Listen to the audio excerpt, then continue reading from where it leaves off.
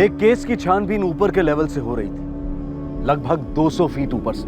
जी हाँ, इस केस में क्राइम सीन पर ड्रोन का इस्तेमाल किया जा रहा था ताकि पुलिस को कोई तो सुराग मिले।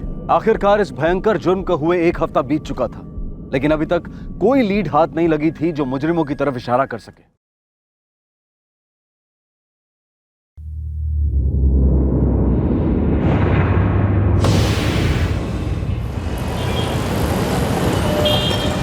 जिस जुर्म ने एक परिवार को जिंदगी भर का शोक दिया, उसी परिवार में कुछ महीने पहले जश्न मनाया जा रहा था।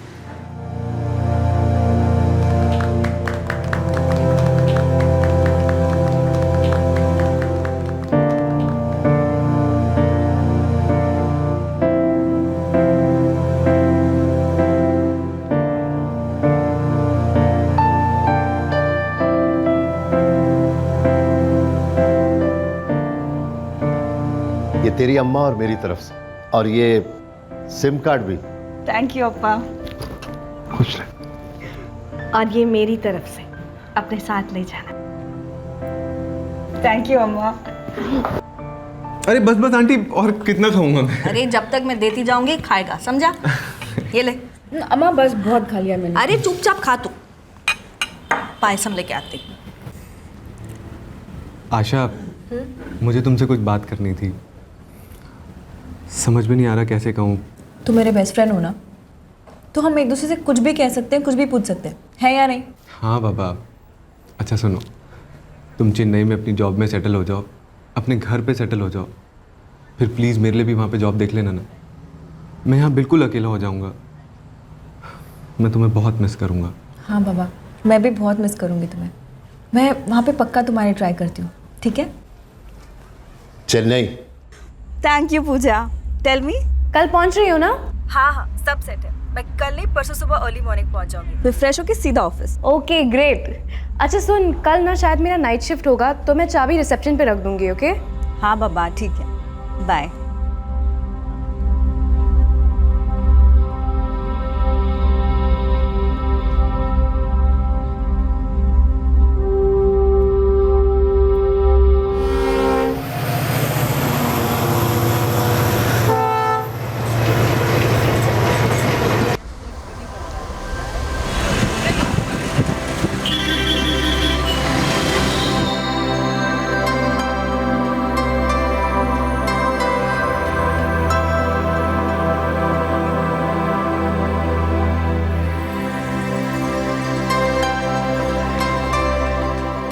पूजा, पूजा,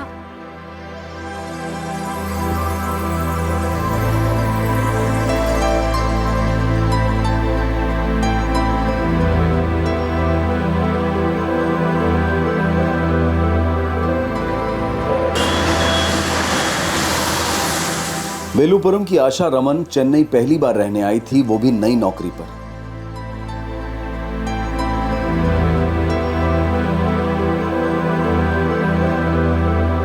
आशा को ये आजादी, ये तरक्की काफी रास आ रही थी और वो महानगर की रफ्तार से अपने कदम मिलाना सीख रही थी।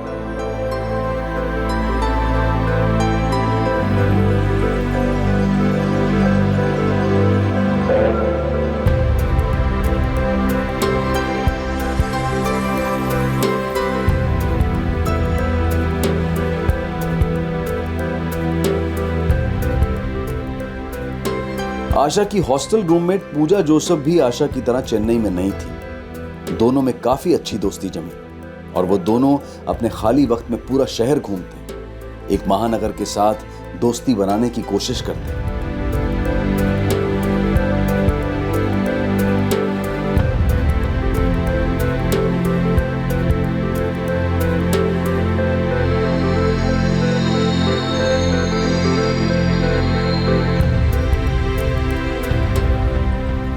एक साल में आशा और शहर चेन्नई गहरे दोस्त बन गए। चेन्नई ने आशा को बहुत कुछ दिया, एक बेहतरीन उभरता करियर और सपने पूरे करने का कॉन्फिडेंस। आशा पूरी लगन के साथ अपने अरमानों की मंजिल को बढ़ाने की कोशिश में थी और फिर अचानक एक दिन सब कुछ खामोश हो गया, सुन पड़ गया। हाय आशा। हाय पूजा।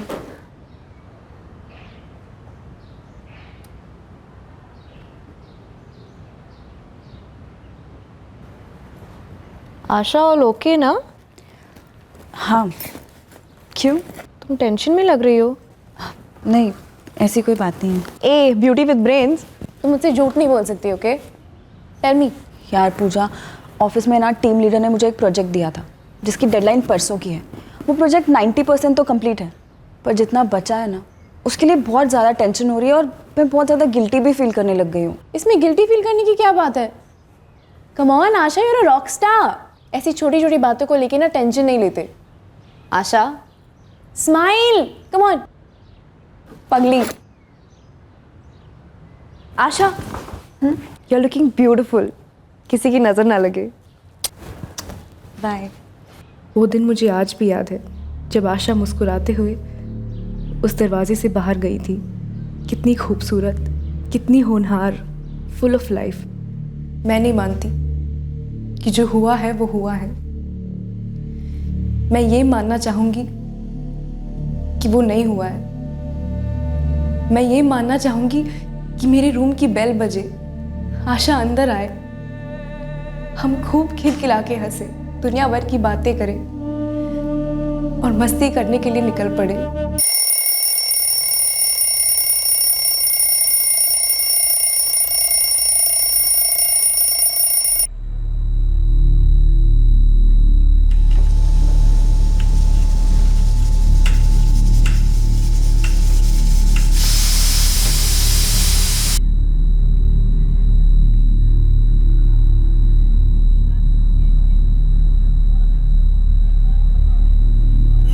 தொடர்பு கொள்ள நினைக்கும் எண் தற்போது ஸ்விட்ச்ட் ஆஃப் ஆக உள்ளது।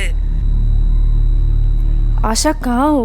भूख लग रही है मुझे, डिनर पर वेट कर रही हूँ यार।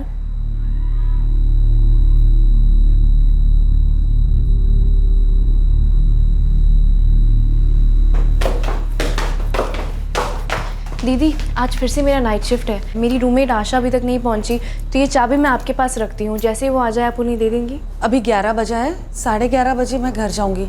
तब तक आशा आ गई तो दे दूंगी, नहीं तो वॉचमैन दे देंगे। Thank you.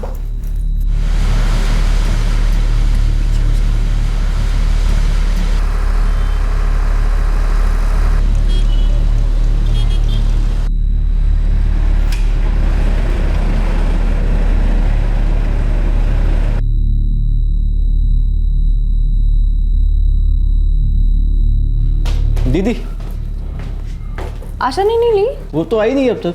क्या? काम पे शायद उनको देरी हो गई होगी। देर?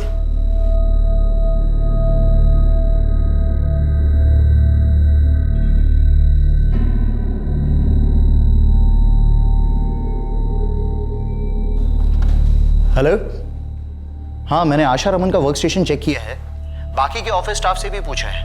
सिक्योरिटी, कैंटीन, सभी जगह जो मेरी लॉगबुक में है वही करेक्ट है।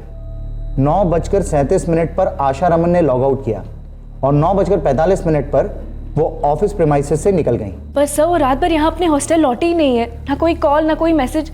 सर आपको अजीब नहीं लगता? हाँ अजीब तो है, लेकिन इससे ज्यादा हम क्या कर सकते हैं? ऑफिस आवर्स के बाद एम्प्लॉय क्या करता है, कहाँ जाता है, ये हमारा लुकआउट नहीं है।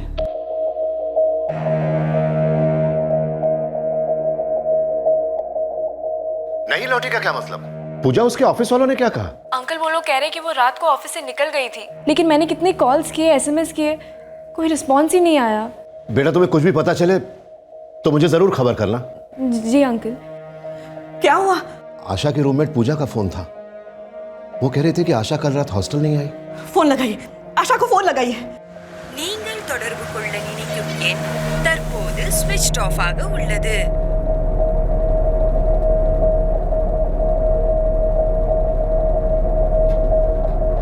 நீங்கள் தொடர்பு கொள்ள நினைக்கும் எண்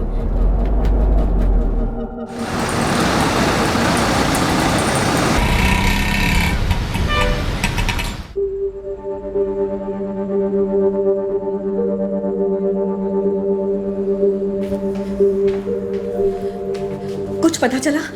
नहीं आंटी, मैंने आशा के शिफ्ट के हर कॉलीग को कांटेक्ट किया, लेकिन सब एक ही बात कह रहे हैं कि आशा 9:45 को ऑफिस से निकल गई थी।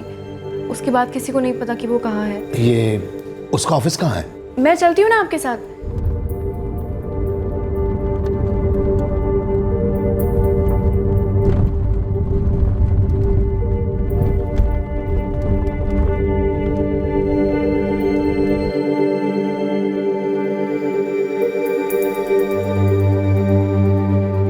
मिस्टर एंड मिसेस रमन, ये देखिए 12 जून 2014 9:37 आशा रमन ने अपने वर्क स्टेशन से लॉग आउट किया है।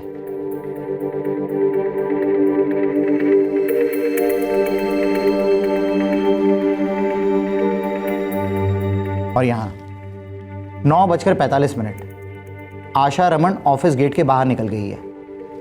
क्लियर दिख रहा है। जैसा कि मैंने इन्हें कहा कि ऑफ ड्यूटी पर्सनल लाइफ में एम्प्लॉयज़ क्या करते हैं, कहाँ जाते हैं, इसमें हमारा कोई इंटरेस्ट नहीं है। अंकल आंटी पुलिस कंप्लेंट करते हैं।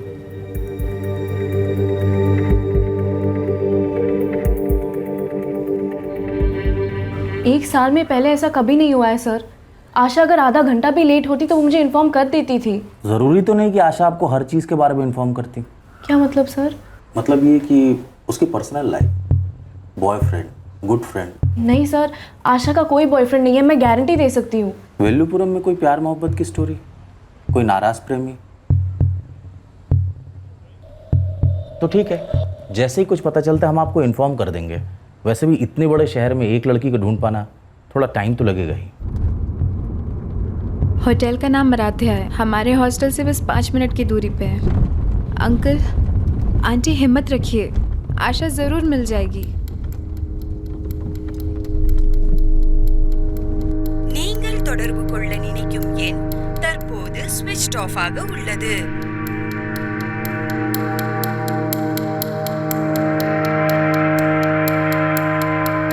நீங்கள் தொடர்பு கொள்ள நினைக்கும் எண் தற்போது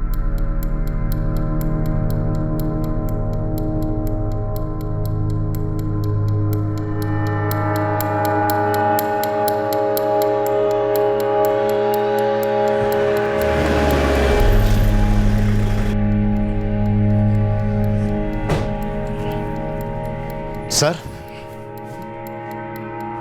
सर कुछ पता चला? कल भी आया था ना? क्या कंप्लेंट थी? सर मेरी बेटी आशा रमन गायब है। हाँ, वो बीपीओ वाली वर्कर। Correct correct. नहीं, अभी तो इन्वेस्टिगेशन शुरू हुई है। जैसे ही पता चलता है तो बताता हूँ, ठीक है? सर, सर आप कैसे ढूंढेंगे उसे? आपकी बेटी क्यों गायब हुई? सर वो आप मुझसे क्यों पूछ रहे हैं? तो फिर आप मुझसे क्यों पूछ रहे हैं कि आपकी बेटी को हम कैसे ढूंढेंगे? और ऐसे आप बार बार यहाँ मत आया करिए। आपका फ़ोन नंबर हमारे पास है ना, तो जैसे ही कोई इन्फॉर्मेशन मिलेगी हम आपको तुरंत बता दें। अभी आप जाइए, परेशान मत। सर,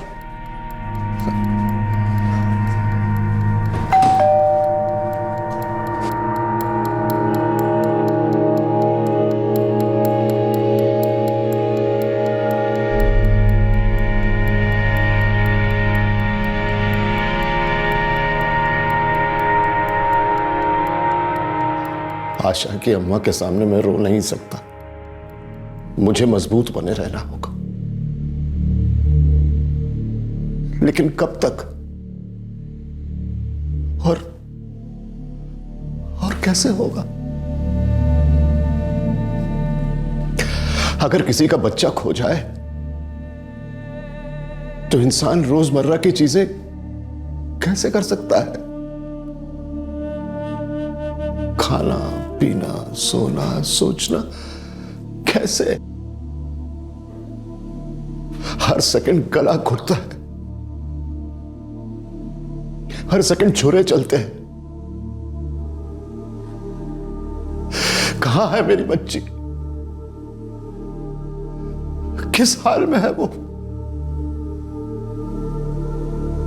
क्या हुआ उसके साथ?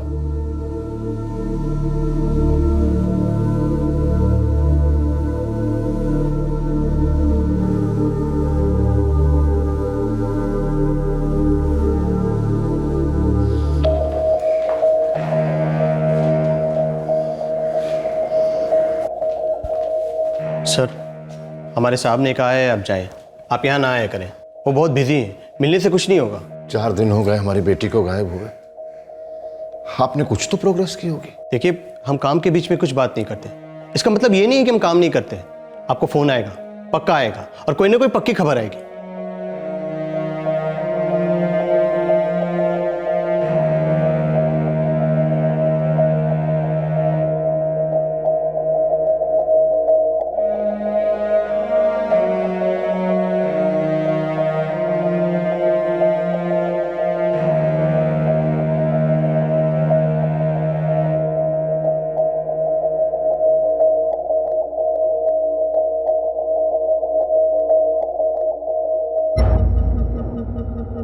आशा की खबर के इंतजार में उसके माँ बाप का एक एक क्षण तिल तिल कर गुजर रहा था। आंखों में बहते आंसू नींद नहीं आने देते थे और उम्मीद के दो शब्द धड़कते दिल के शोर में सुनाई नहीं देते थे। लेकिन फिर भी आशा की रूममेट और उसकी खास सहेली पूजा आशा के माँ बाप के साथ डट कर खड़ी थी। पूजा ने उनका वो साथ दिया था जो अक्सर खून के रिश्ते भी नहीं दे पाते। इंतजार के साथ दर्दनाक दिन बीत गए और फिर आया 19 जून का दिन। सर बहुत जबरदस्त बू आ रही है, लेकिन कहां से वो पता नहीं। तुम लोग वहीं रहो, हम पहुंच रहे हैं।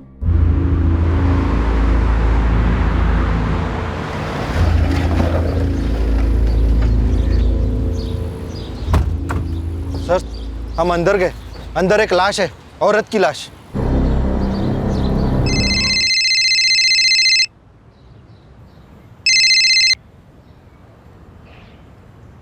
जी सर।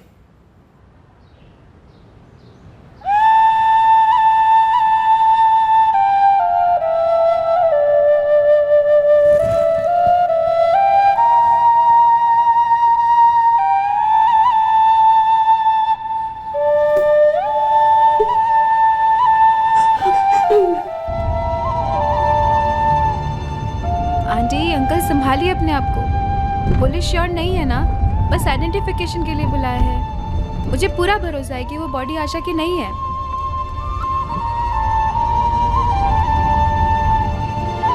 सर धीरन, दरवाजा नॉक करने का कस्टम भूल गए हो? सर सारा स्टाफ मेरे दरवाजे पर नॉक कर रहा है। सब स्ट्राइक पे जाने की बात कर रहे हैं। क्यों? सर आशा रमन हमारी एम्प्लॉय, पुलिस को बॉडी मिली है उसकी। Oh my God. सिर्फ हमारा बीपीओ ही नहीं, लगभग आसपास के सभी बीपीओ स्ट्राइक पे जाने की बात कर रहे हैं। किस खुशी में भाई? कि ड्रॉप व्हीकल क्यों नहीं प्रोवाइड किया गया। 7 दिन से मिसिंग बीपीओ एम्प्लॉय आशा रमन की लाश आज चेन्नई पुलिस को काव्यपुरम के पास देवी बक्कम इलाके से मिली। आग की तरह फैलती खबर ने सारे बीपीओ इंडस्ट्री को हिला दिया है और लोगों का आक्रोश सड़कों पर उमड़ रहा है। आशा के मर्डर के लिए बीपीओ की लापरवाही को जिम्मेदार ठहराया जा रहा है, जिसने उस रात आशा रमन को नाइट ड्रॉप की फैसिलिटी नहीं दी थी। साथ ही साथ पब्लिक का गुस्सा पुलिस की तरफ भी केंद्रित हो रहा है, जिन पर आरोप है कि उन्होंने इस केस में काफी लापरवाही दिखाई है।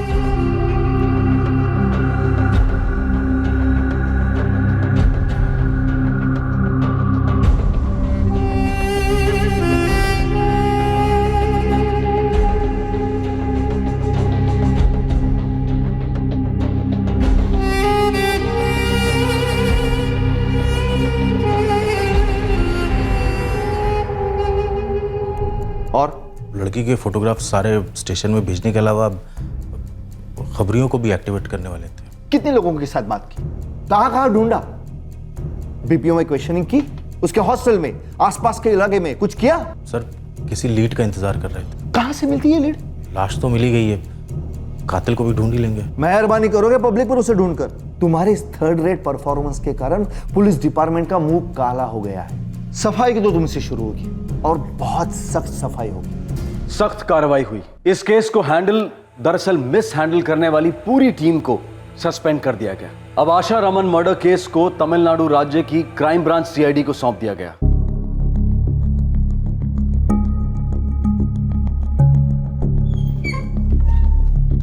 सर हमारे पास इस वक्त पोस्टमार्टम रिपोर्ट और बीपीओ का सीसीटीवी फुटेज है। और बस सर इतना ही। शुरुआत के लिए काफी है। ऑफिसर्स, हाई प्रेशर केस है, हमें आधे टाइम में डबल मेहनत करनी है। Sir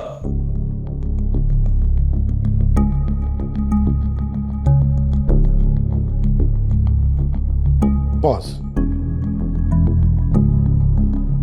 9:45 left office. इसके बाद से आशा को किसी ने नहीं देखा और वो हॉस्टल भी नहीं पहुंची। 12 जून की शाम से मोबाइल भी ऑफ है। और उसके 7 दिन बाद आशा की लाश मिलती है देवी बक्कम की झाड़ियों में। चलो मान लेते हैं ये है एक्सेस पॉइंट कंपनी और यहां से ईस्ट में 600 मीटर की दूरी पर है ओल्ड देवी बक्कम की झाड़ियां, मार्श लैंड।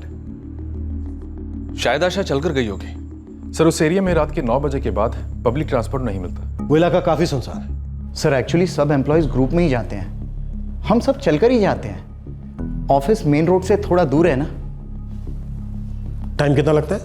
यही कोई 10 मिनट। रात को वहाँ ज्यादा सवारियाँ नहीं मिलती, इसलिए हम अंदर नहीं जाते, ज्यादा यहीं पे खड़े रखते हैं। मतलब अगर उस ऑफिस में से किसी को रिक्शा चाहिए तो उसे यहाँ तक पैदल ही चलकर आना पड़ेगा? हाँ सर, लेकिन अक्सर ऐसा कम होता है, बहुत कम लोग चल कर आते हैं क्योंकि ऑफिस का कोई कार या टेम्पो उन्हें यहाँ ड्रॉप कर देता है। हम भी ट्रांसपोर्ट प्रोवाइड करते हैं, कम से कम मेन रोड तक। उसका फिक्स टाइमिंग होता है। काम का भी फिक्स टाइमिंग होता है जो ट्रांसपोर्ट के टाइम से मैच होता है। वो कैसे हो सकता है ऑफिसर? काम तो आगे पीछे होते रहता है, लेकिन ट्रांसपोर्ट आगे पीछे नहीं होता। देखिए, सभी लोग मेन रोड तक चलकर जाते हैं, कभी ना कभी। मैं खुद गया हूँ, जब कार खराब हो या जो भी, हम ग्रुप्स में जाते हैं।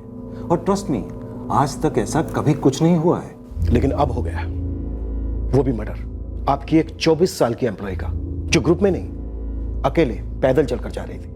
गेट से लेकर मेन रोड तक कितना सुनसान रास्ता है, लेकिन ये पता होने के बावजूद आप अपनी फीमेल एम्प्लॉयज के लिए ट्रांसपोर्टेशन प्रोवाइड नहीं करते। बेसिक कॉमन सेंस कहता है वाइस प्रेसिडेंट साहब कि अगर आपकी कोई फीमेल एम्प्लॉय रात को 9:45 पर यहां से मेन रोड के लिए जा रही है और आपके फिक्स ट्रांसपोर्ट का टाइम निकल चुका है, तो आपको, शाप को या फिर आपके किसी भी पाप को उस एम्प्लॉय को वहां तक पहुंचाना चाहिए। मुझे पता होता तो मैं श्योरली ये सर, आशा ने मुझसे कुछ कहा ही नहीं। अगर बोला होता तो हम टैक्सी मंगवा देते। कितनी आसानी से पल्ला झाड़ दिया ना आप लोगों ने, लेकिन हम ऐसे नहीं, बल्कि इसके एकदम उल्टे। अब आप जिसे चाहे, जहां चाहे अपने आका को फोन लगा लो, हम आपकी हालत पतली करके रहेंगे। लड़की पर अटैक इसी रोड पर हुआ है और वो जो कोई भी था या थे, वो लड़की को यहीं कहीं से घसीटते हुए झाड़ियों तक ले गए। आशा के फोन रिकॉर्ड्स मंगवाएं सर, थोड़ी देर में आ जाएंगे। पहली इन्वेस्टिगेशन टीम ने नहीं निकलवाए थे क्या? No sir. एक और बात सर, मेरी आशा के फादर से बात हुई, कह रहे थे कि आशा के बदन से कुछ कीमती चीजें मिसिंग हैं। आशा हमेशा अपने कानों में गोल्ड की बालियां पहनती थी, डेड बॉडी पर वो नहीं थी। और ना तो उसका आईडी कार्ड मिला, ना ही bag.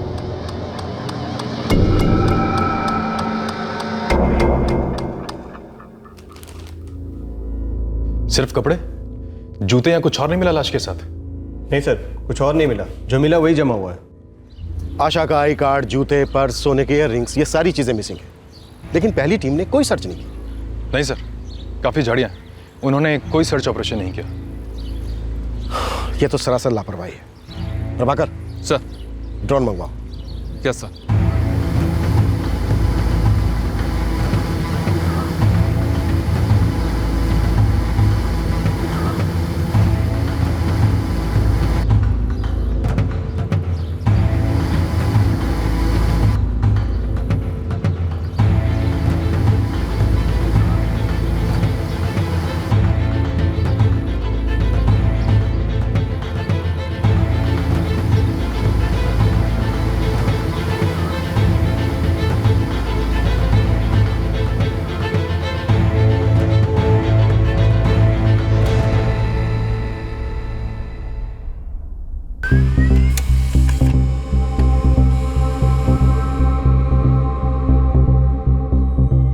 Sir, Asha Raman dual SIM वाला इंस्ट्रूमेंट यूज करी थी, लेकिन एक भी कार्ड उसके नाम पर नहीं था। अजीब बात है, किसके नाम पर है ये सिम कार्ड्स? सर, एक गजानन कुरुसर है और दूसरा है किसी हरीश अय्यर के नाम। आशा के फादर को फोन लगाओ। वो गजानन कुरसर मेरे भतीजे का नाम। आपकी बेटी आशा आपके भतीजे का सिम कार्ड क्यों यूज कर रही थी? 1 साल पहले मैंने गजानन को बोला था कि एक नया मोबाइल और सिम कार्ड खरीद ले। मैं आशा को उसके जन्मदिन पर एक सरप्राइज गिफ्ट देना चाहता था, तो वो खरीद के ले आया, मोबाइल और सिम कार्ड दोनों। और ये सिम कार्ड भी। मिस्टर रमन, ये हरीश अय्यर कौन है? हरीश अय्यर? सॉरी, मैं किसी हरीश अय्यर को नहीं जानता sir. Thank you mister Raman.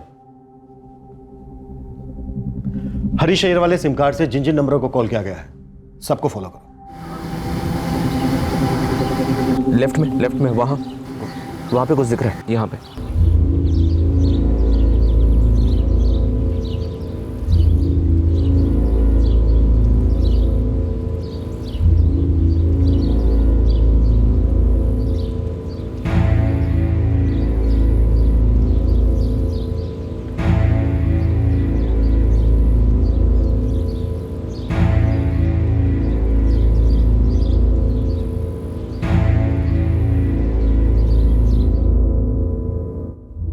आशा के बैग से हमें कोई मनी पर्स नहीं मिला और ना ही एक भी पैसा।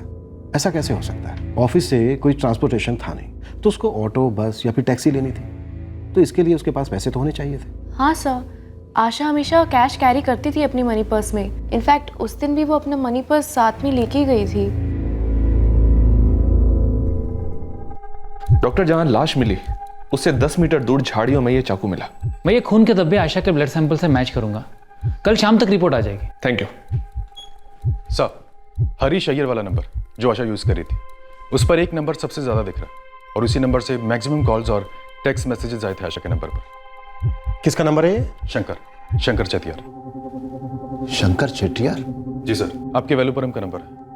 वो भी वेलुपुरम का ही है, आशा का कॉलेज फ्रेंड है। मैं रोज उसके टच में हूं। हम भी उसके टच में आना चाहेंगे मिस्टर रमन। शंकर को फोन लगाओ और उससे कहो कि पहली बस या ट्रेन पकड़कर तुरंत यहां पहुंचे। हाँ इंस्पेक्टर, मैं बस में ही हूँ। दोपहर तक पहुंच जाऊंगा। सीधा आप ही के पास आ रहा हूँ।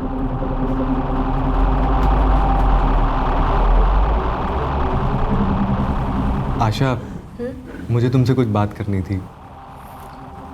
समझ में नहीं आ रहा कैसे कहूँ। कुछ सर, एक्चुअली ये जो दूसरा सिम कार्ड है ये मैंने ही खरीदा था और आशा को दिया था जब कुछ महीने पहले मैं चेन्नई आया था तब। आशा, मैंने ये सिम कार्ड खरीदा है और ये सिम कार्ड मेरी और तुम्हारी बातों के लिए और मैसेजेस के लिए है। Exclusive and all. यार this is too much.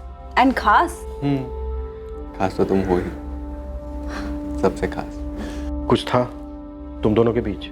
Good friends sir, college friends. बस? श्योर? नहीं सर, एक्चुअली मेरी तरफ से फीलिंग्स थी लेकिन मैंने उसको कभी कुछ बोला नहीं था। सोचा था कभी ना कभी तो बोल दूंगा,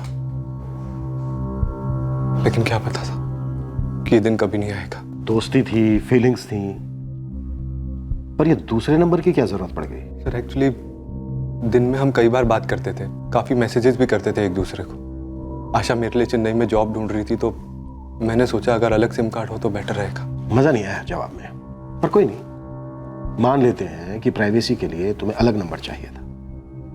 पर ये जो दूसरा सिम कार्ड था ये किसी हरीश अय्यर के नाम पर था। कौन है हरीश अय्यर? सर एक्चुअली चेन्नई आने से पहले मैंने बहुत जल्दी में ये सिम कार्ड खरीदा था अपने वेलुपुरम में किसी दुकानदार से। दुकानदार ने कहा कि अगर अर्जेंट चाहिए तो एक रेडी सिम कार्ड है। उसका कस्टमर था हरीश अय्यर नाम का। उसने मंगवाया था, बाद में उसने लिया नहीं, तो दुकानदार ने वही सिम कार्ड मुझे दे दिया और मैंने आशा को। फिर से मुझे नहीं आया शंकर। वेलुपुरम वाले दुकानदार का नाम? सुंदर पी राजा। सर मेरा दोस्त है, अच्छा आदमी है। वो अच्छा आदमी है, तुम अच्छे आदमी हो, सब अच्छे आदमी हैं, लेकिन हम बहुत बुरे आदमी, और खासकर झूठ बोलने वाले के लिए डबल बुरे। दुकान का नाम और एड्रेस लिखा दो। जी सर।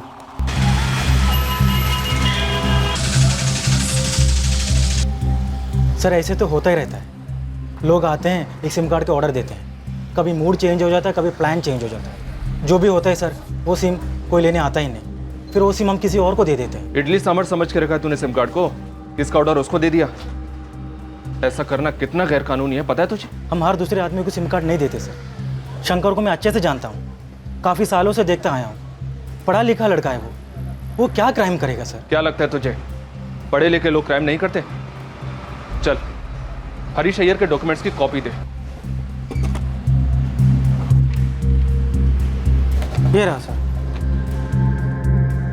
शंकर चेटियार के फोन रिकॉर्ड्स निकलवाओ, स्कैन करो। 12 जून को वो कहाँ था, क्या कर रहा था, इसकी बैक चेकिंग करो। सर। हाँ सर, ये डॉक्यूमेंट्स तो मेरे ही है। मैं सुंदर की दुकान में दिया था सिम कार्ड के लिए। तो जब सिम कार्ड आया तो लिया क्यों नहीं आपने? एक्चुअली इधर नज़दीक में रहमान की दुकान से भी मंगवाया था, वो जल्दी आ गया इसलिए मैं इस वाला छोड़ दिया। नए नए नाम और लोग इन्वेस्टिगेशन की तेज नजर में आने लगे और उनके बारे में तुरंत छानबीन भी शुरू कर दी गई। शंकर चेतियार, सुंदर राजा और हरीश अय्यर, इन तीनों की डिटेल्ड स्कैनिंग की गई, लेकिन आशा रमन के मर्डर केस के साथ जुड़ने वाली एक भी डिटेल नहीं मिली। दूसरी तरफ आशा के बेहाल माता पिता बौखलाए हुए ये जानने की कोशिश कर रहे थे कि उनकी आंखों की रोशनी छीनने वाला जालिम आखिर था कौन और क्यों किया उसने ऐसा उनकी इकलौती बेटी के साथ, आशा के साथ। पहले किसी बच्ची की मौत एक खबर होती थी, लगता था दूसरों के साथ होगा, लेकिन अपने साथ कभी नहीं। हाँ, उस बच्ची के लिए, उसके मां बाप के लिए दुख जरूर होता था, लेकिन भुला देते थे, जिंदगी आगे बढ़ा देते थे। पर अब क्या भुलाएंगे, क्या आगे बढ़ाएंगे?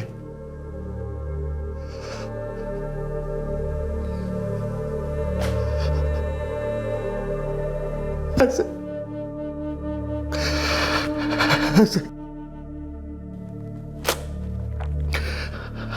हर जगह मारा मेरी बच्ची को, हर जगह झाड़ियों में फेंक दिया। क्यों क्यों?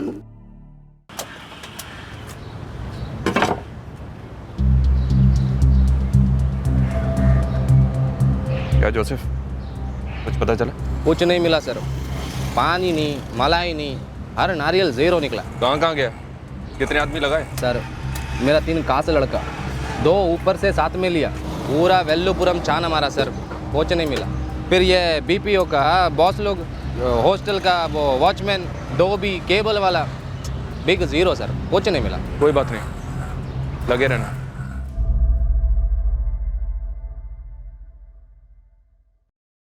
वैसे सर, पर्सनल या प्रोफेशनल जैसा कोई एंगल बनता नहीं है। शायद नहीं बनता, लेकिन ऑफिसर्स ये भी तो हो सकता है कि आशा ऑफिस से रिक्शा स्टैंड तक अकेली पैदल जा रही हो और किसी अज्ञात आदमी ने अकेली लड़की समझकर उस पर अटैक कर दिया। मनी, पर्स और सोने के इयरिंग्स गायब है सर, चोरी का मोटिव होगा। रास्ता बहुत सुनसान है सर, अगर आशा चिल्लाई भी होगी तब भी किसने सुना होगा उसे? छुरे पर जो फिंगरप्रिंट्स मिले थे सारे हिस्ट्री शीटर के साथ मैच करवा रहा। गुड। अगर ये अज्ञात लोग हैं जिन्होंने सिर्फ चोरी के मकसद से ये मर्डर किया है, तो हमें जल्द से जल्द इन तक पहुंचना होगा, क्योंकि पॉइंट ए, ये शहर छोड़कर भाग सकते हैं या ऑलरेडी भाग गए होंगे। पॉइंट बी, ये आदमी या गिरोह जो भी है दोबारा स्ट्राइक कर सकता है।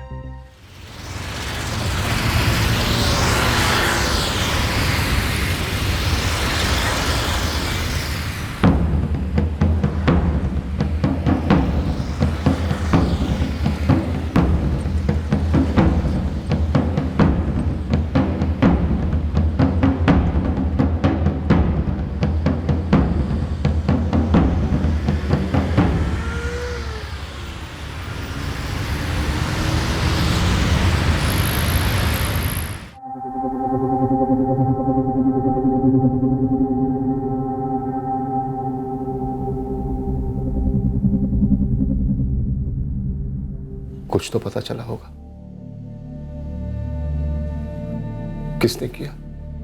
हमें कुछ सुराग मिले हैं सर, लेकिन मुजरिम तक पहुंचने में अभी देर है। आप लोग और कब तक आशा को अपने पास रखेंगे? देखिए सर, एक डिटेल पोस्टमार्टम होना भी बाकी है। जैसे वो हो जाता है हम बॉडी आपके हवाले कर देंगे। वो कह रहे हैं कि कोई जान पहचान का नहीं था, कोई दुश्मनी नहीं थी। उन्हें तो यह भी नहीं मालूम कि किया किसने, हमें भी नहीं मालूम। बस दिल में एक ही सवाल आता जाता है, क्यों?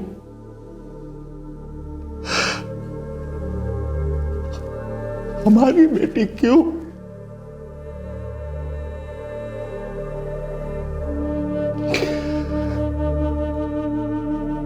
और हर बार जब सवाल आता है तब ऐसा लगता है अब जवाब आएगा, अब जवाब आएगा, लेकिन जवाब नहीं आता। शायद कोई जवाब है ही नहीं। इस मर्डर केस की पहली इन्वेस्टिगेटिंग टीम ने कोई मेहनत नहीं की थी और जाहिर है कि उनके हाथ कुछ नहीं लगा था। दूसरी investigative team crime branch CID की थी। उन्होंने हर मुमकिन तरीका, हर मुमकिन एंगल और हर खबरी नेटवर्क को टटोला, लेकिन इस सब के बावजूद भी उनके हाथ कुछ नहीं लगा। पुलिस के पास अगर कोई क्लू था तो बस वो सीसीटीवी फुटेज जिसमें आशा ऑफिस कंपाउंड से बाहर जाते हुए नजर आ रही थी। वहां से अकेले चलकर मेन रोड पर जाते वक्त उसके साथ क्या हुआ था, कौन घात लगाए बैठा था उसके लिए, ये सारे सवाल इन्वेस्टिगेटिव टीम को हर पल कुरेद रहे थे।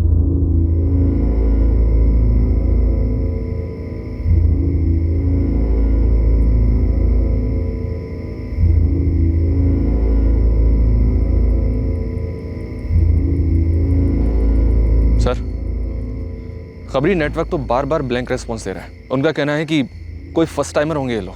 सर, छुरे पर मिले फिंगरप्रिंट सारे स्टेट की पुलिस स्टेशन और जेल्स में भेजे गए, मैच करवाए गए, मगर कोई भी मैच नहीं मिला। ये लोग आउट ऑफ स्टेट के हो सकते हैं सर, इसलिए हमने नेशनल डेटाबेस से भी मैचिंग की, पर कोई रेस्पॉन्स नहीं मिला। हम जहाँ खड़े हैं वो भी यहीं खड़ा होगा और शायद आशा वहां कहीं से आ रही होगी। और प्रभाकर सर, इस इलाके में चारों ओर जितने भी सीसीटीवी कैमरास हैं सबकी फुटेज मंगवाओ। 12 जून की शाम से लेकर 13 जून की सुबह तक सारे सीसीटीवी फुटेज चेक करो, एक भी कैमरा छूटना नहीं चाहिए। लेकिन सर, कैमरास तो कई सारे होंगे, मे बी मोर देन 100। जानता हूं, लेकिन यही एक हमारे पास रास्ता है और मंजिल भी। आई एम श्योर प्रभाकर, किसी ना किसी कैमरे ने उस कातिल को जरूर कैद किया हो। वो अज्ञात लोग हैं सर, हम पहचानेंगे कैसे? पहले फुटेज देखते हैं, क्या पता कातिल हमसे अपनी पहचान खुद ही करवा दे।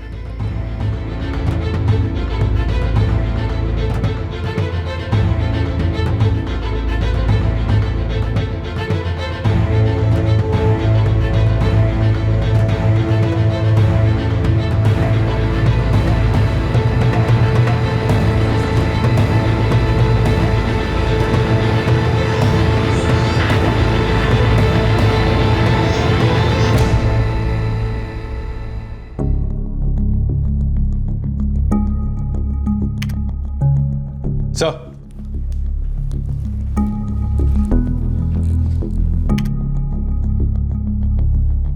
एटीएम के अंदर का भी फुटेज है? हाँ सर।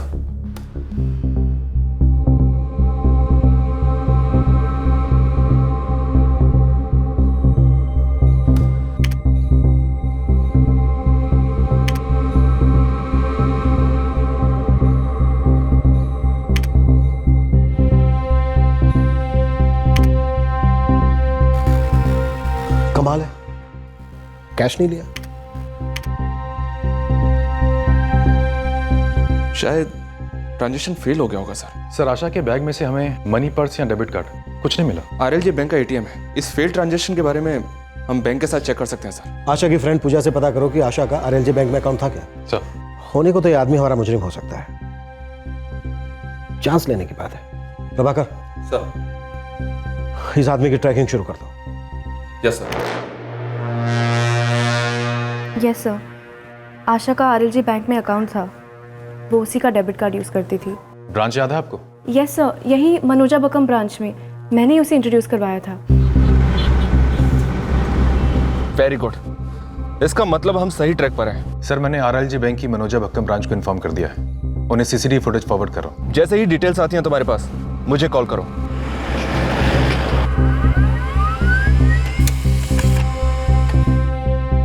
बारह जून रात 11:45 पर आशा रमन के डेबिट कार्ड से एक फेल ट्रांजैक्शन हुआ है।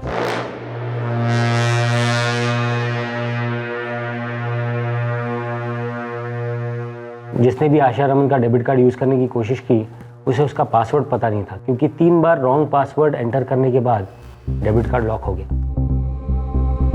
सर, एक बात तो क्लियर है, ये कातिल जितना हमारे लिए अनजान है उतना ही आशा के लिए भी अनजान था, क्योंकि उसे आशा का डेबिट कार्ड पासवर्ड मालूम नहीं था। उसने आशा को जान से मार डाला सर। क्लियरली मर्डर करने का मकसद चोरी था, और शायद उसने आशा को मारने से पहले उसके एटीएम का पासवर्ड भी जानने की कोशिश की होगी सर, जो आशा ने उसे दिया नहीं, और गुस्से में आकर उसने आशा को मार डाला। शायद या शायद नहीं।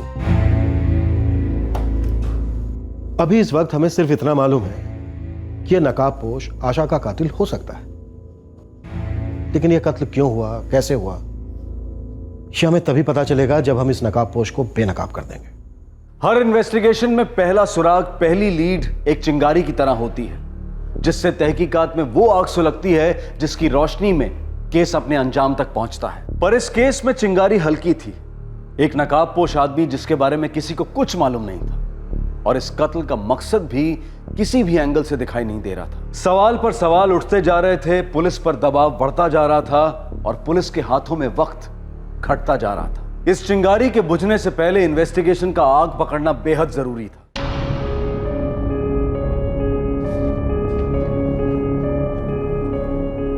बीस से 25 साल का लगता है, कपड़ों से लोअर क्लास का लग रहा है, मजदूर भी हो सकता है। इसने अपने चेहरे को इस तरह से ढका हुआ है मानो जैसे चेहरा ढकने की आदत है इसे। यहाँ के लोकल मजदूर कामगार इस तरह से अपना चेहरा नहीं ढकते। इसके गमछे के पैटर्न को गौर से देखो, यहाँ का नहीं लगता है। दूसरे राज्यों से हजारों, शायद लाखों मजदूर चेन्नई में अलग अलग जगहों पर काम करते हैं। उन सभी जगह पर फैल जाए, जो कुछ तुम लोगों को लगेगा मिलेगा, लेकिन ये आदमी मिलना चाहिए। सर सबसे ज़्यादा मजदूर कंस्ट्रक्शन लाइन में है। सर वो मच्छी मार्केट और सब्जी मंडी में भी बहुत सारा मजदूर काम करता है सर। सर ये मर्डर देवी बक्कम में हुआ ना? हाँ, झाड़ियों में, लड़की के ऑफिस से 600 मीटर दूर।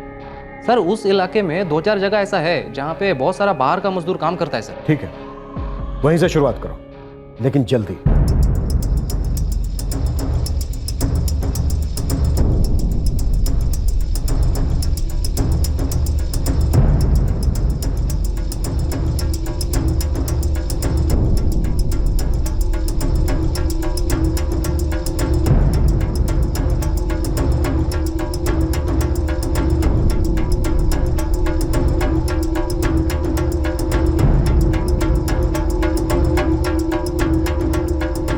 कब हुआ ये?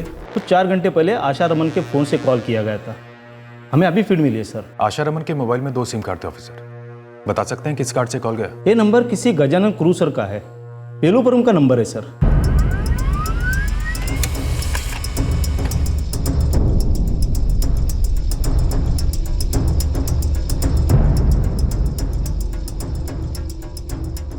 सर गजानन कुरुसुर आशा रमन के अप्पा का भतीजा है, जिसने उसके लिए मोबाइल फोन और सिम कार्ड खरीदा था, जो शिवरमन ने 1 साल पहले अपनी बेटी आशा को गिफ्ट दिया था। सर कॉल यहाँ चेन्नई से 12/7 पश्चिम बंगाल को किया गया।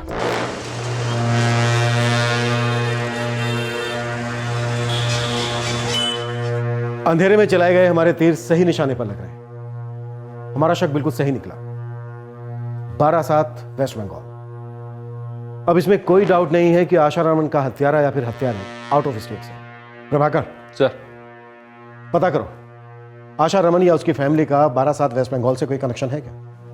जी नहीं, हम वहां किसी को नहीं जानते, और जहां तक हमारा ख्याल है आशा भी वहां किसी को नहीं जानती थी। शायद चेन्नई आने के बाद 12/7 वेस्ट बंगाल के किसी आदमी से कांटेक्ट हुआ हो।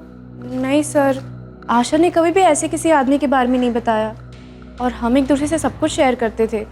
अगर ऐसा कुछ होता तो मुझे ज़रूर बताती। उसके ऑफिस में कोई कलीग, कोई क्लाइंट, कोई पुराना दोस्त? नो सर, हमारे कॉलेज में वेस्ट बंगाल से कोई था ही नहीं।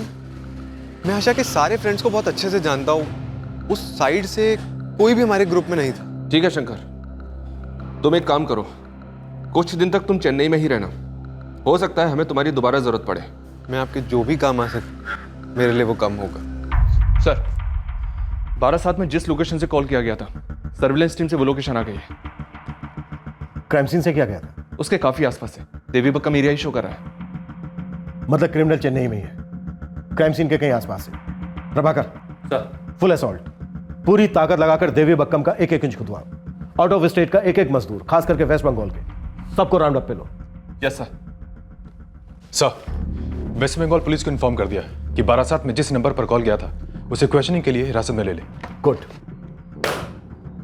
इस वक्त हमारे पास 2 इंपॉर्टेंट सुराग हैं। पहला सुराग था एटीएम के सीसीटीवी की फुटेज। दूसरा सुराग था आशा के फोन से हुआ कॉल 12/7 वेस्ट बंगाल में। सुरागों की चिंगारियां भड़क रही थीं और पुलिस के रास्ते पर रोशनी फेंक रही थी। नकाबपोश क्रिमिनल से पुलिस अब दूर नहीं थी, और तब एक और चिंगारी भड़की और पुलिस के हाथ लगा इस केस का सबसे अहम सुराग। ये कितना दिन पहले का बात है ना? 2 दिन पहले। तुमको बाली दिखाया? दिखाया नहीं, पूछा ये बाली को किधर बेच सकते करके। अब एक सिंगल बाली कौन खरीदेगा सर? एक सिंगल बाली? हाँ, एक सिंगल बाली। थांबी, कॉफी वाला पहचानता उस आदमी को? बोल रहा था रोज इधर आता है करके सर। इधर सामने में एक बिल्डिंग बन रहा है, उधर मैं सुपरवाइजर है। जगन नाम है सर।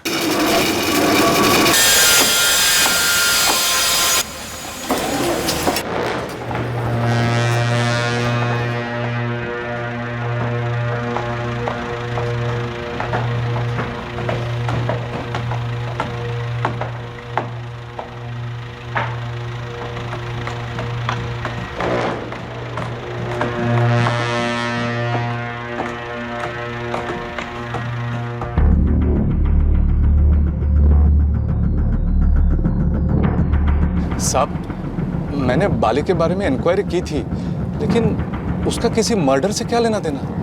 बाली है ना तेरे पास? है, लेकिन बताइए तो हुआ क्या है, मैंने किया क्या है? ये तो बाली ही बताएगी।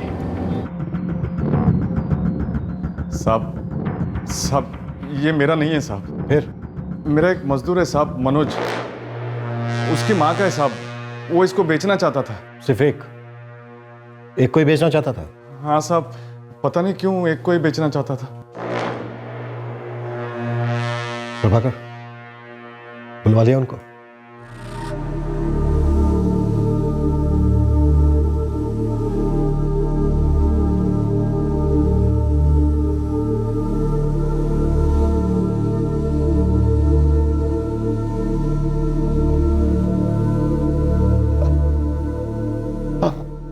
आशा का ही है। आपको कहां से मिला?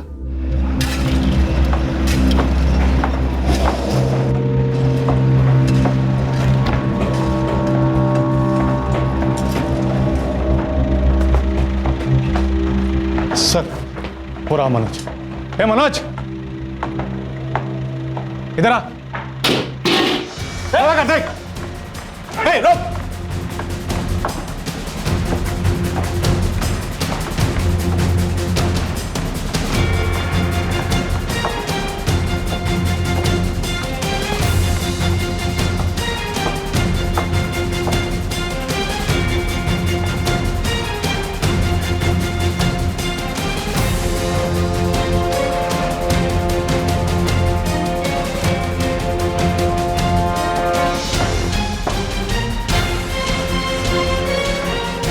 या बाकी है?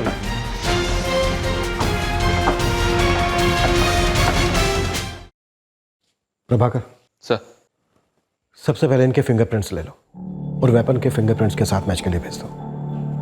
ये हमारे लिए सबसे इंपॉर्टेंट सबूत हो सकता है। सर।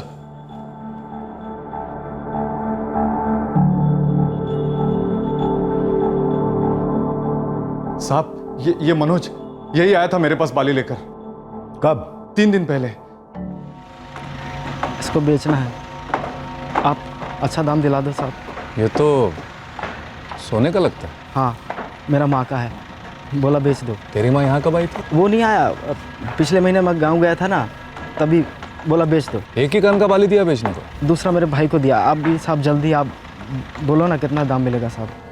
साहब, ये मनोज का गांव बंगाल में कहीं है। अब 12/7 ऐसी कोई जगह है साहब। 12/7 वेस्ट बंगाल। हाँ। आशा रमन के फोन से कल 12/7 फोन भी किया गया। आशा रमन? वो बीपी वाली लड़की जिसका मर्डर हुआ? हाँ, और ये बाली जो तुम मनोज के लिए बेचने की कोशिश कर रहे थे, ये भी आशा रमन की है। तो फिर साहब, वो मनोज और अनिल के साथ वो राकेश भी इसमें शामिल होगा। राकेश? कौन राकेश? राकेश दास साहब, वो भी इन्हीं के गांव का है, मेरे यहाँ ही काम करता है। और वो फोन तो मेरे पास है साहब। क्या?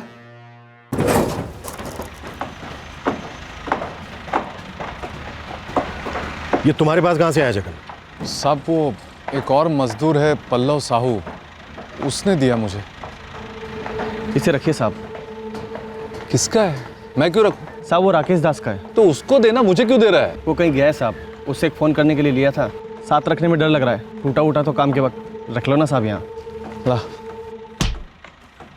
अम्मा है तो सबका। हाँ, जो अपनी सारी चीजें सब तेरे पास छोड़कर जाते हैं? मैं सुपरवाइजर हूँ इस साइट पर, सभी मुझ पर भरोसा करते, छोटी छोटी बातों के लिए मेरे ही पास आते हैं। ये जो छोटी छोटी बातों के लिए सब तेरे पास आते हैं ना, उन्होंने बड़ी बात की है, कांड किया है, हत्याकांड। ये पल्लव साहू और राकेश दास कहाँ मिलेंगे? पल्लव साहू तो यहीं कहीं साइड पर होगा साहब, और राकेश उस शैलेश के साथ गांव गए हैं साहब, वो कलकत्ता साइड में कहीं।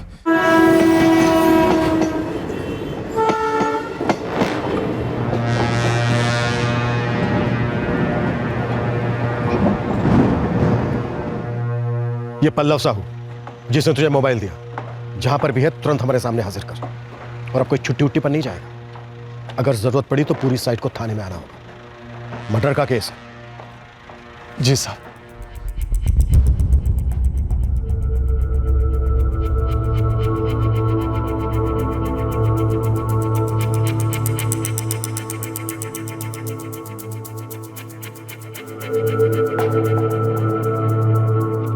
सुरागों की चिंगारियां मशाले बन गई थी, लेकिन आग कुछ ज्यादा ही फैल गई थी। एक के बाद एक नए नए सस्पेक्ट्स खड़े हो रहे थे। मनोज रॉय और अनिल पाठक तो पक्का दोषी जान पड़ रहे थे। अब सुपरवाइजर जगन ने पल्लव साहू का नाम भी लिया था, जिसने उसे आशा का मोबाइल फोन दिया था रखने के लिए। और फिर राकेश दास और शैलेश विश्वास के नाम भी उभरे थे। इन सभी नामों के सामने आने से एक बात तो बिल्कुल साफ हो रही थी कि इस लूट और हत्या के कांड में एक से ज्यादा लोग शामिल थे, और कोई एक था जो सब कुछ जानते हुए भी चुपचाप बैठा था। आखिरकार कौन था वो, और चुप क्यों था वो? साहब, मेरे मोबाइल का बैलेंस खत्म हो गया था, इसलिए राकेश से उसका फोन ले लिया था घर फोन करने के लिए। राकेश, मेरा बैलेंस खत्म हो गया, गांव फोन करना है, अर्जेंट, फोन देना।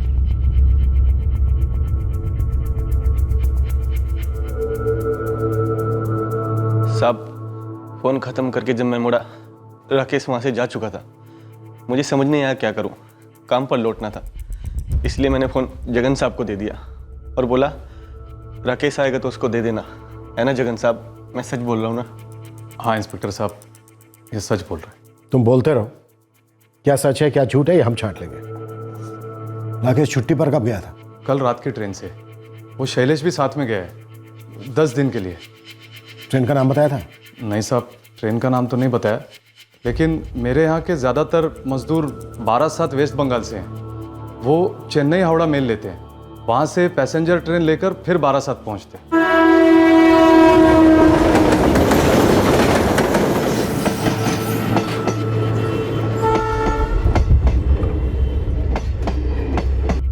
सब मर्डर वेपन से मिले फिंगरप्रिंट्स, ना मनोज रॉय से मिले और ना ही अनिल पाठक से। इंटरेस्टिंग। और कुछ? हाँ सर, एटीएम कार्ड, दूसरी बाली और आशा का मनी पर्स, ये सब हमें मनोज रॉय के झोंपड़े से बरामद हुआ।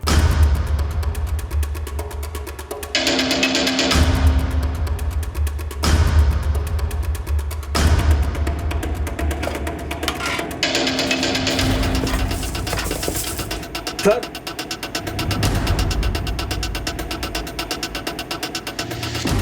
नारायण सर, जब्त कर लो इसे।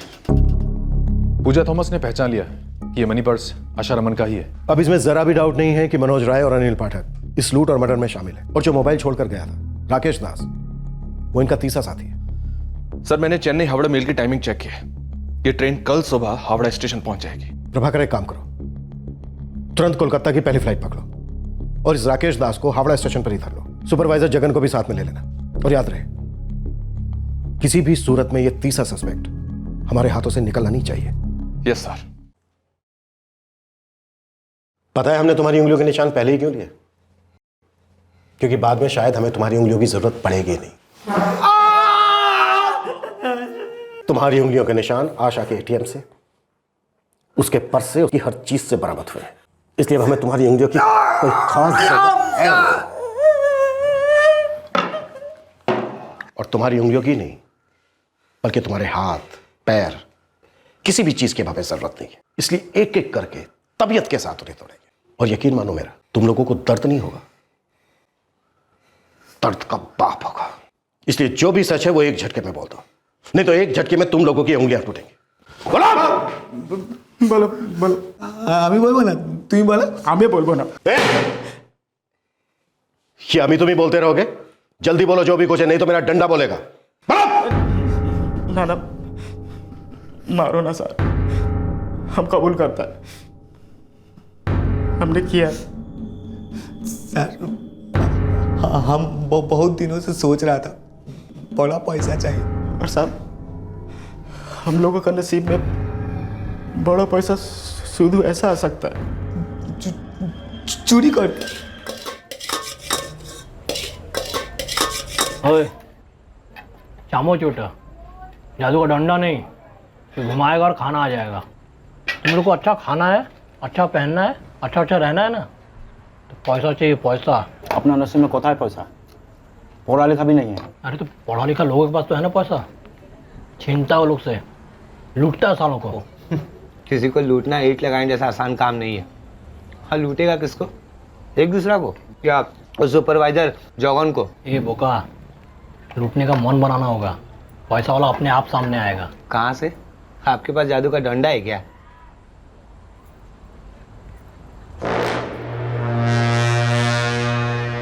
वो अपना साइड का पीछे का रास्ता है ना, ऑफिस वाला बिल्डिंग से आता है, वहाँ रात में काम करने वाला लोग टैक्सी ऑटो पकड़ने के लिए बड़ा रास्ता तक पैदल जाता है, एकदम सुनसान रास्ता है।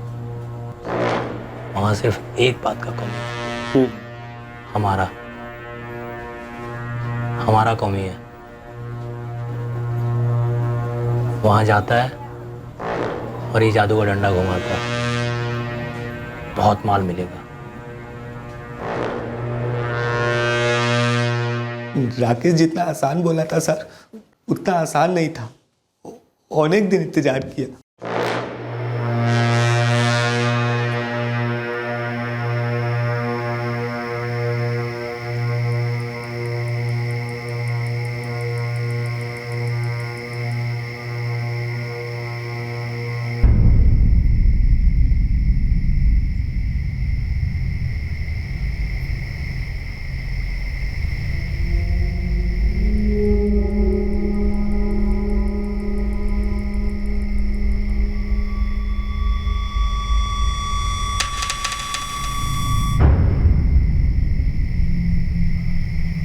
अनेक दिन ऐसे ही इंतज़ार किया, कुछ ना कुछ गड़बड़ हो जाता।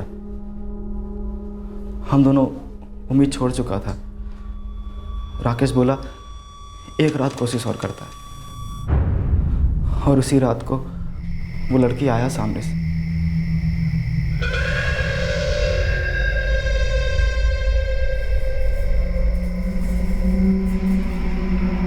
आगे भी कोई नहीं, पीछे भी कोई नहीं।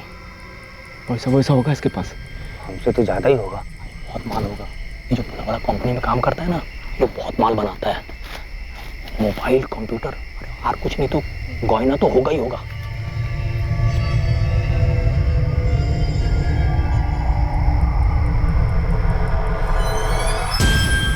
सर राकेश के पास छुरा था। कहाँ से आया छुरा?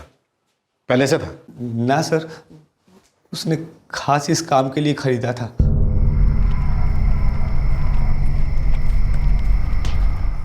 एटीएम कौन गया था? मैं गया था साहब।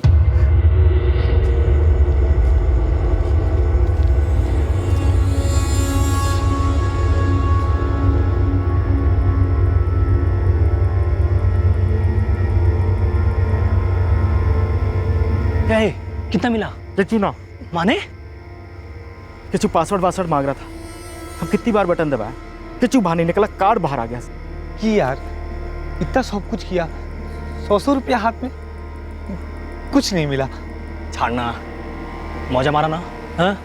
अभी भूल जाओ, चुपचाप यहाँ से निकल लो, जैसा हम लोग कुछ किया ही नहीं, कुछ हुआ ही नहीं। क्यों बुझली? चलो मेरो। तुम तीनों के अलावा कोई और भी शामिल था? इस कांड के बारे में किसी और को भी मालूम था? हम तो किसी को नहीं बताया साहब। ठीक है, अब मैं भी किसी और को नहीं बताऊंगा। कि सर? यही कि तुम दोनों की हड्डियां कैसे टूटी।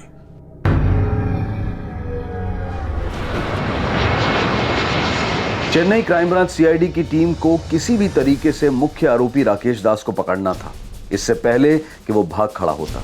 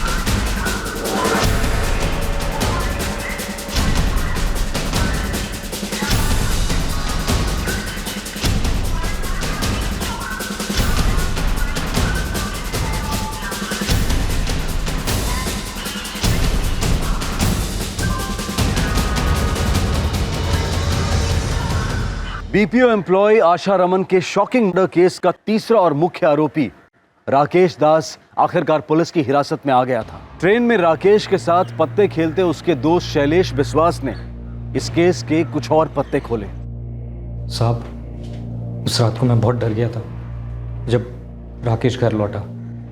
वो भी काफ़ी डरा हुआ था और उसके हाथ में कीमती मोबाइल था। क्या हुआ? खून?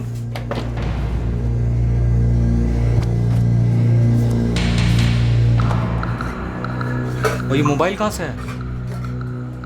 इतना पसीना क्यों आ रहा है दादा? कुछ लफड़ा हुआ क्या? क्या?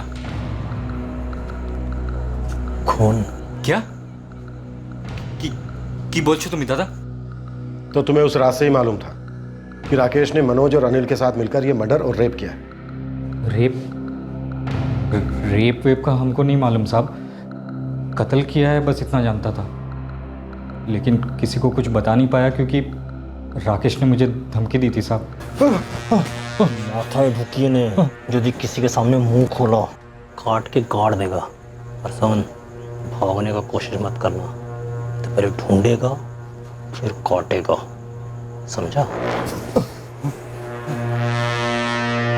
साहब, मुझे सिर्फ इतना पता था कि राकेश, अनिल और मनोज ने मिलकर किसी का कत्ल किया है। किसका कत्ल किया है, कौन था, क्या था, ये सब कुछ भी नहीं पता था और मैंने पता लगाने की कोशिश भी नहीं की साहब। फिर कुछ नहीं हुआ साहब। हम लोग जैसे पहले बात करते, पत्ते खेलते, खाना खाते, जैसे कि कुछ हुआ ही ना हो। जिंदगी पहले जैसी हो गई। ऐसा हुआ है आज तक? जुर्म सबकी जिंदगी बदल देता है, बुरे के लिए बदल देता है। जुर्म का शिकार, जुर्म करने वाला और जुर्म के बारे में जानने के बावजूद चुप रहने वाला, सबकी जिंदगी खराब हो जाती है।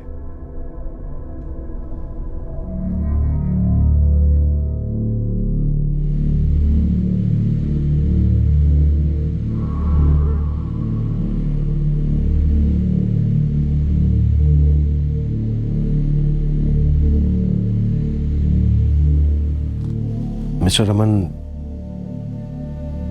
आशा उन्हें नहीं जानती थी। वो तीनों भी आशा को नहीं जानते थे। उन्हें बस पैसे चाहिए थे। तो पैसे नहीं मिले तो आशा को मार दिया? ऐसे ही इतने आराम से? जी, ऐसे ही।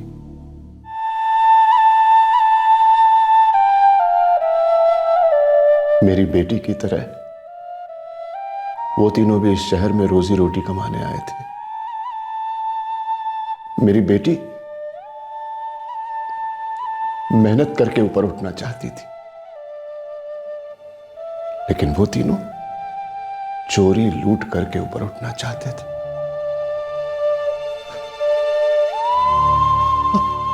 आशा ने उनका कभी कुछ नहीं बिगाड़ा था, लेकिन उन्होंने आशा को ही अपना निशाना बनाया, चोरी का रास्ता अपनाया, लेकिन पैसे नहीं, जान चुरा ली उसकी, और साथ ही हमारी भी बेजान छोड़ दिया हमें।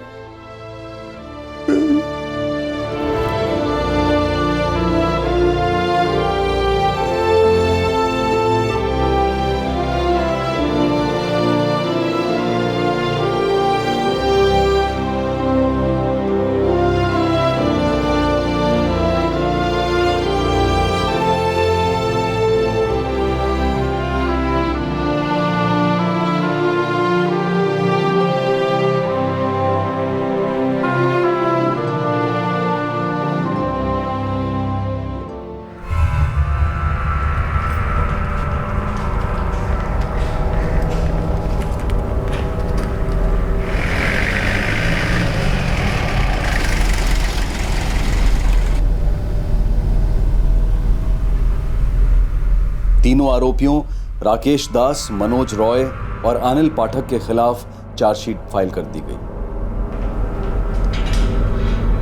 प्रशासन ने इस केस को टॉप प्रायोरिटी पर डाल दिया। और 9 महीने के अंदर स्पेशल महिला कोर्ट ने अपना फैसला सुनाया। राकेश दास, मनोज रॉय और अनिल पाठक, इन तीनों को उम्र कैद की सजा सुनाई गई।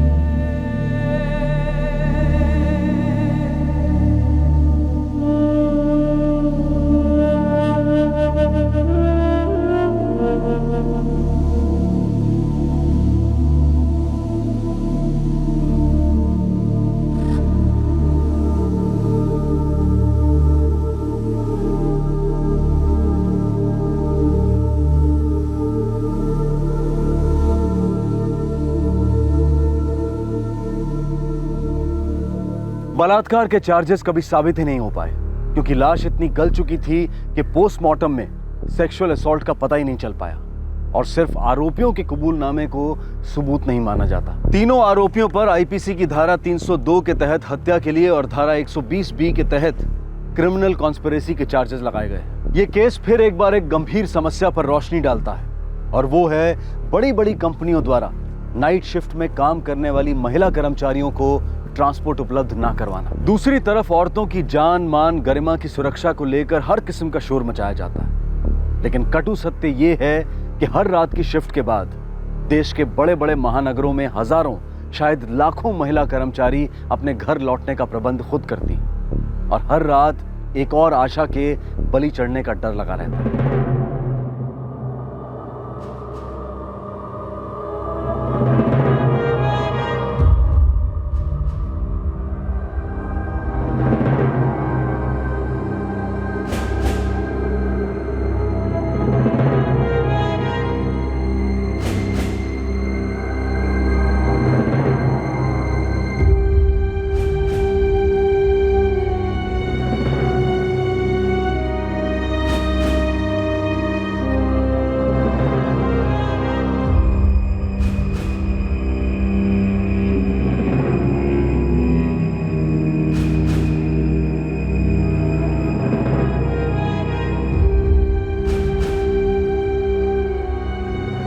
मुजरिमों के कई चेहरे हो सकते हैं, जाने अनजाने या नकाबपोश, और नकाब भी कई किस्म के हो सकते हैं, कुछ कपड़े के बने तो कुछ कपट के। लेकिन महिला कर्मचारियों के जो जान पहचान वाले और विश्वसनीय पुरुष कर्मचारी हैं, अगर वो अपनी साथी महिलाओं को काम के बाद सुरक्षित जगह तक पहुंचाना अपना धर्म, अपना दायित्व, अपनी ड्यूटी समझ लें, तो ऐसे कई केसेस टल सकते हैं। जाहिर सी बात है कि ये कोई परमानेंट उपाय नहीं है, लेकिन हर ऑफिस, हर बिजनेस का ये दायित्व है कि वो अपने यहाँ नाइट शिफ्ट में काम करने वाली महिला कर्मचारियों को घर से लाने और घर तक वापस छोड़ने की जिम्मेदारी बिना चूक निभाए।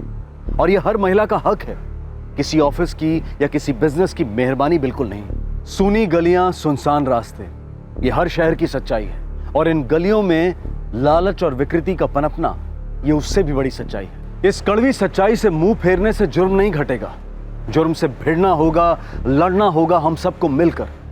आपसे फिर मुलाकात होगी क्राइम पेट्रोल सतर्क में एक और नए केस के साथ। तब तक सतर्क रहें, सुरक्षित रहें और देखते रहें क्राइम पेट्रोल सतर्क। सबक एक को सीख हम सबको। जय हिंद। इस तरह के और भी एपिसोड देखने के लिए हमारे चैनल को सब्सक्राइब करें और बेल आइकन दबाना ना भूलें।